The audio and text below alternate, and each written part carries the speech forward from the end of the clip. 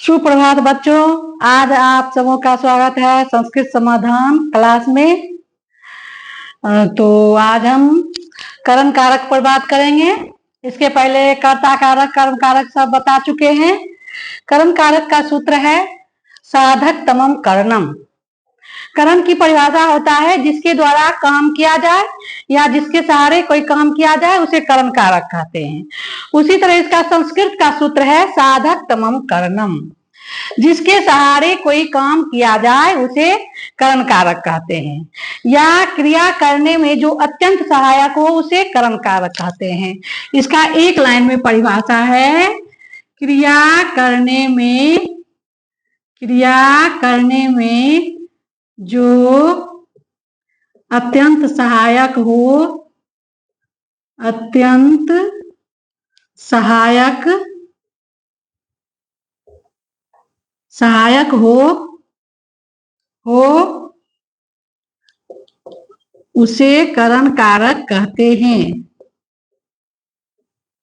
उसे करण कारक कहते हैं।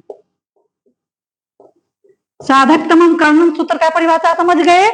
क्रिया करने में जो अत्यंत सहायक हो उसे करण कारक कहते हैं। इसका संस्कृत में हुआ साधक तमम करणम। अब इसका सूत्र यहां से शुरू हुआ है करणे तृतीया। तो करण कारक की परिभाषा हम पहले ही बता चुके अभी कि क्रिया करने में जो अत्यंत सहायक हो उसे करण कारक कहते हैं। या एकदम छोटा करना है तो जिसके सहारे कोई काम किया जाए उसे करण कारक कहते हैं। तो इसमें है करण कारक में तृतीया विभक्ति होती है। करण कारक में तृतीया विभक्ति होती है।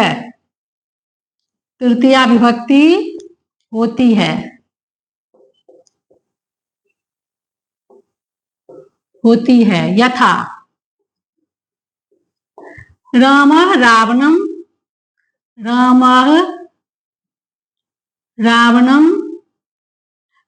बाणेन रावणं हतवान्। बाणेन रावणं हतवान्।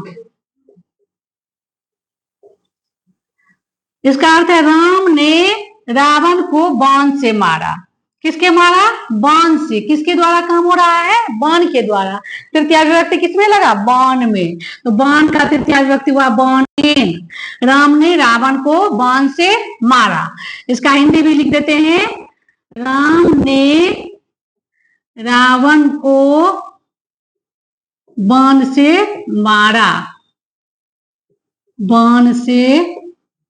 मारा। समझ गए? करण कारक में तृतीया विभक्ति होती है। या एक और उदाहरण है, सह मुखेन वदति, वह मुख से बोलता है। इस तरह का बहुत इसका उदाहरण है, अभी थोड़ा बताए हैं। अब है इसका सूत्र, अगला सूत्र है येनांग विकार। येन अंग माने जिस अंग से विकार उत्पन्न हो, शरीर के जिस अंग से विकार उत्पन्न हो उसमें तृतीया विभक्ति लगती है। शरीर के जिस अंग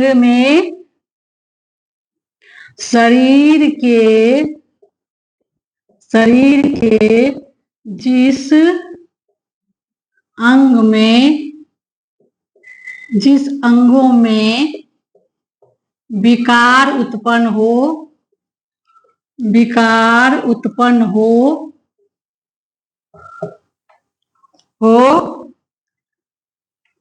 उसमें तृतीया विभक्ति लगती है।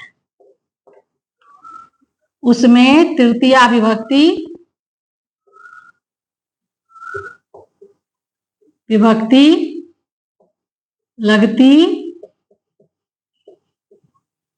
है। यथा जैसे सपादेन खंजः अस्ति, वह पैर से लंगड़ा है। तो यहाँ शरीर के किस अंग में विकार है? पैर में विकार उत्पन्न है, तो तृतीया विभक्ति लगा पैर में।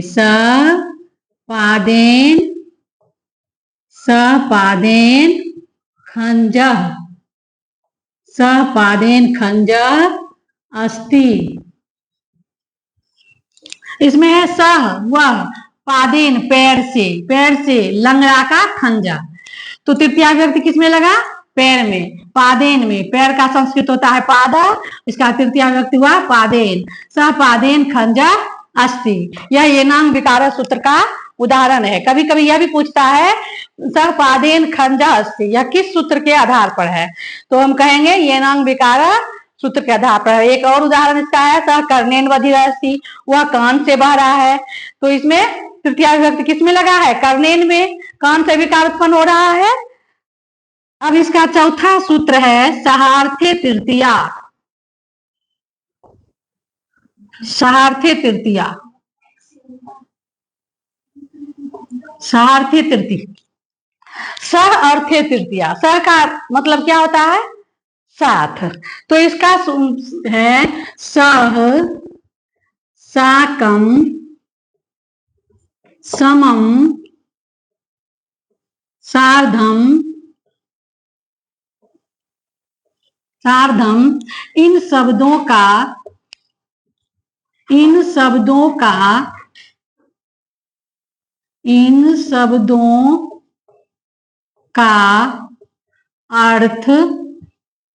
अर्थ होता है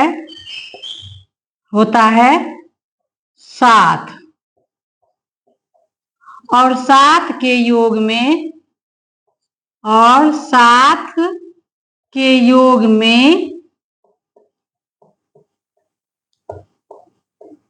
तृतीया विभक्ति लगती है। यथा, जिसका उदाहरण है राम के साथ सीता जंगल गई। यथा रामेण सह सीता वनम अगच्छत। यहाँ सा किसके साथ लगा है? राम के साथ वो जा रही है। तो तृतीया विभक्ति किसमें लगा? राम में। राम का तृतीया विभक्ति हुआ रामेण स सीता वनम अगच्छत। गई, यहाँ लंग लकार है, भूतकाल गई थी, बीता हुआ समय, इसलिए इसमें गई का अगच्छत हुआ। रामेण स सीता वनम अगच्छत, एक सह का हुआ, और उसके बाद साकम है, समम है, सार्धम है। इस प्रकार सभी शब्दों के साथ इसी तरह तृतीया विभक्ति लगेगा। जैसे एक और उदाहरण लिख देते हैं तो आप लोग समझ गए होंगे।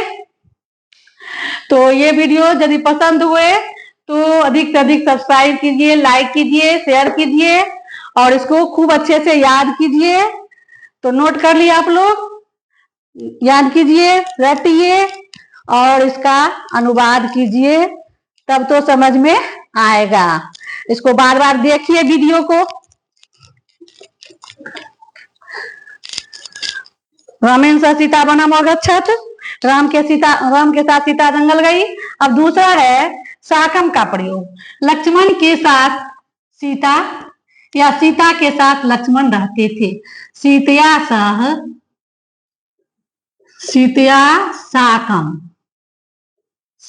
साकम लक्ष्मणः तिष्ठति। सीतया साकम लक्ष्मणः तिष्ठति। सीता के साथ लक्ष्मण रहते हैं। यहाँ तृतीया विभक्ति किसमें लगा है? सीता में, क्योंकि सीता के साथ लक्ष्मण रहते हैं। यहाँ तृतीया विभक्ति लगा है सीता में। सीता के साथ लक्ष्मण रहते हैं।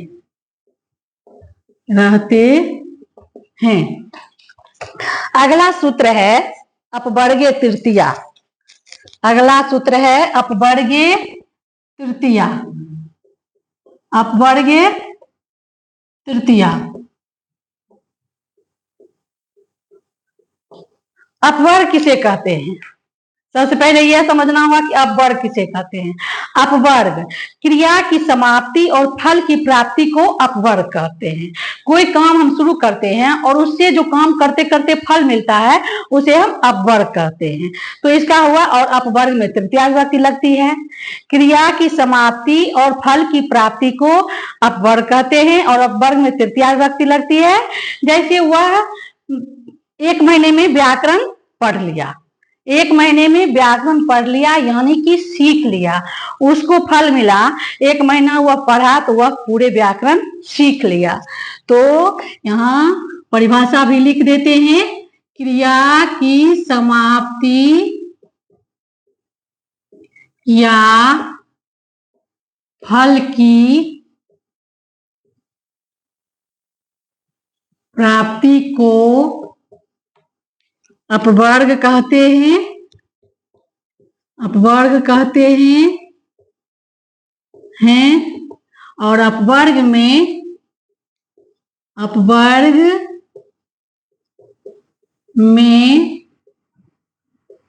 तृतीया विभक्ति लगती है यथा सह मासीन व्याकरणम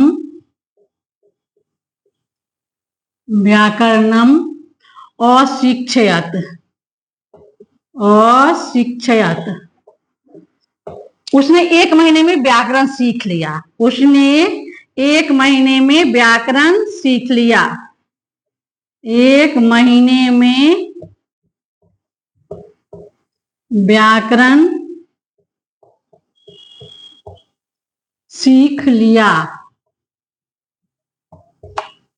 तृतीया विभक्ति किसमें लगा? मशीन। 1 महीने तक लगातार पढ़ा है तो वह, इसमें उसका फल क्या प्राप्ति हुआ कि 1 महीने तक पढ़ा तो व्याकरण सीख लिया, तृतीया विभक्ति मशीन में लगा।